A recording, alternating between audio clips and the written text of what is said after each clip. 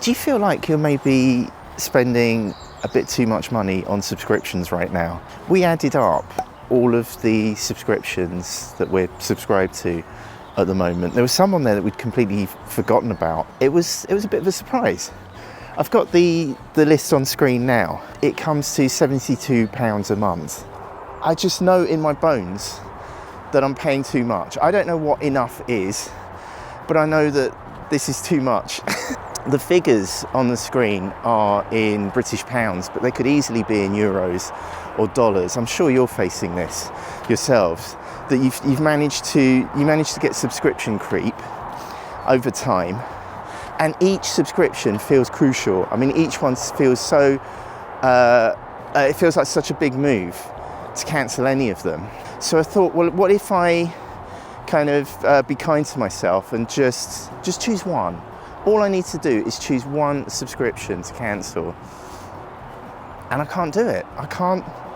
Each one of these companies delivers a little bit of value to our lives. I feel like I'm a piggy bank being turned upside down and shaken every month. So first up is Disney Plus.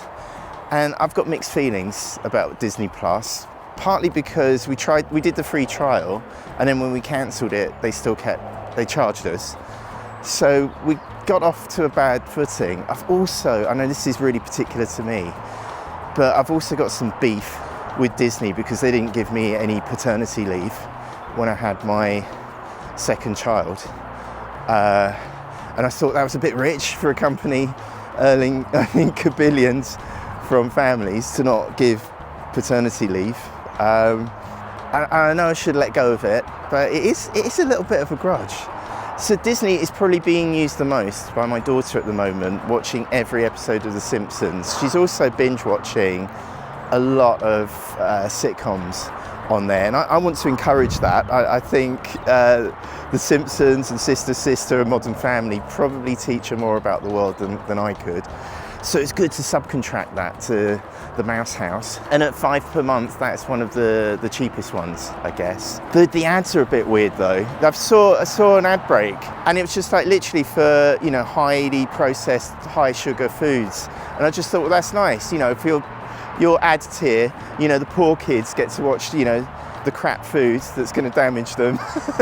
Serves you right for being poor, which might be a theme going through these subscriptions. The next one on the list is Amazon Prime. We've probably had that the longest, and Amazon is a bit of a catch-22 because we get the free delivery. We get the thing now delivered for free, but then we buy more stuff because we've got the service that delivers it to our door next day. Although Amazon is only £8 a month, if we were to cancel it, I think we'd actually save a lot on all the stuff that we wouldn't buy because we can't have it now or next day.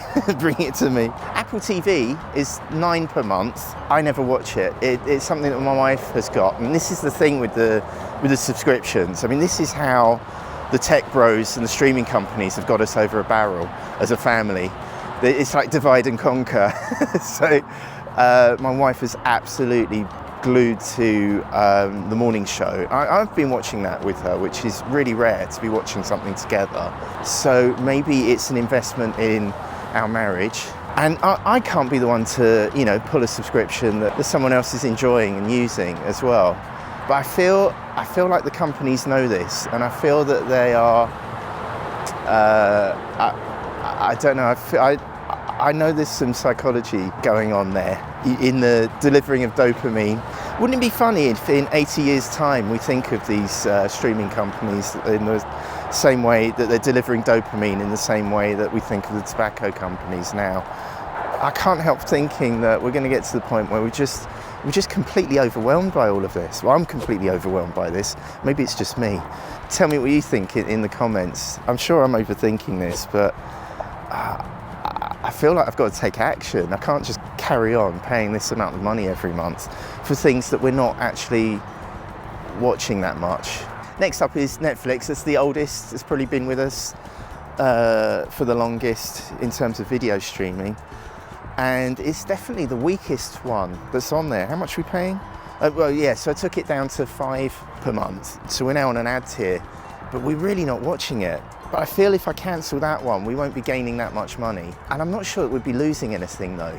The thing I'm really disappointed with Netflix was when it started, it was really good because you could watch all of these old movies. And I could show my kids things like Total Recall or Enchanted. They've fallen by the wayside. So now we've got like these big event, you know, gore fests like Squid Game, which my kids have watched. I haven't watched, I haven't got the stomach for it. Maybe, I don't know, do you know what? Netflix might be quite a strong contender for dropping because I just don't think we're watching it that much at the moment.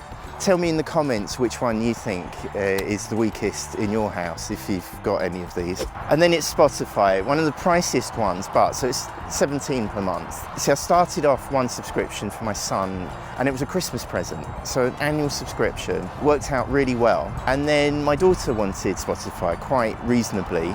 The trouble with the Spotify subscription is that if you start listening to stuff, it really messes up the player. And it only lets you play one person at a time as well. So instead of going for the family plan, I thought I'd save a few pounds by getting the Spotify Duo.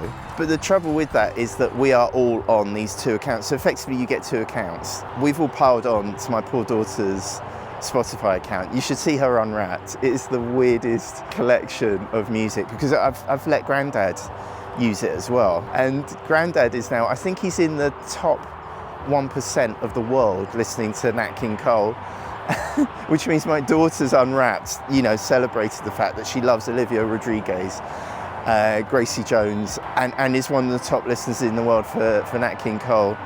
I thought it was quite an achievement. I don't think she's too happy about it though, because when she goes in to listen, there's, you know, some hairy old Rita McNeil song playing. The last one on the list is my favourite. It's YouTube Premium, and I only got that a few months ago. I absolutely adore it. It's so nice to watch YouTube without ads, and I know that I'm a YouTuber. I actually earn money from the ads, and not nearly as much money from YouTube Premium. But it's just so helpful to when I call up a video to not sit through 30 seconds. It's the subscription I love the most, and probably the one I need the least. Plus, it is the most expensive one on there.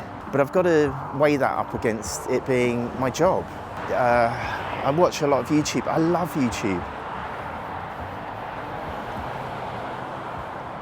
So I don't know now which one to cut. Which one would you kill? Let me know in the comments. I think it's going to be either YouTube Premium or Netflix. I know this is a different kind of video on the channel, but it does feel really good. It feels really good to sound off about some of the things hitting our family at the moment. It would be really good to hear which subscriptions you've cut, and do you miss them? Do you regret any subscription that you've cut? Or have you had to take any flack from your family for the choice you've made? This is part of a bigger thing where it's all our fault. We're being just given these amazing dopamine delivery devices. Well, it's on you. Of course you should pay for this. You know, we're paying £72 a month for subscriptions. Even like 5 years ago, when we had DVDs, you know, before streaming, if I said to the family, I'm gonna buy 7 DVDs every month, that would be too much. It would just be, we just would not, I don't think we would have got through them, because when they were kids, they'd have things that they'd like to watch again and again. To have 7 DVDs a month, that'd be like 84 DVDs a year. So after 5 years, we'd have hundreds of DVDs in the house. We just wouldn't do it. We wouldn't do it. Maybe 1 or 2 as a treat, but 7 every month? I don't know, it just feels like it's being put on us somewhat. And the tech bros having a great time. You know, they're turning up to inaugurations, throwing in money for it. You know, that's my money. That's what they're spending my money on. Lauding it up with the other tech bros. All because we are scummy dopamine addicts. I wish there were a way that we could kind of wean ourselves off of this, and then we'd be able to spend the time on something else instead of being all in separate rooms on devices. But the problem is clearly us. We are the problem in this scenario. So I've got to take action. I've got to have a board meeting with my family, with my CFO, and we've got to decide, I think, on which ones to cut. So the ones that I'm going to propose to the family cutting tonight is YouTube Premium or Netflix. But I'm really going to miss YouTube Premium. I'm really going to miss it because it is so good. If you reach this point, thank you for hitting the thumbs up or the subscribe button. It really helps us to keep this channel going. And thanks for going along with this experiment. We'll see if I can share any more glimpses into our life. And right here is what YouTube knows you are going to love watching next.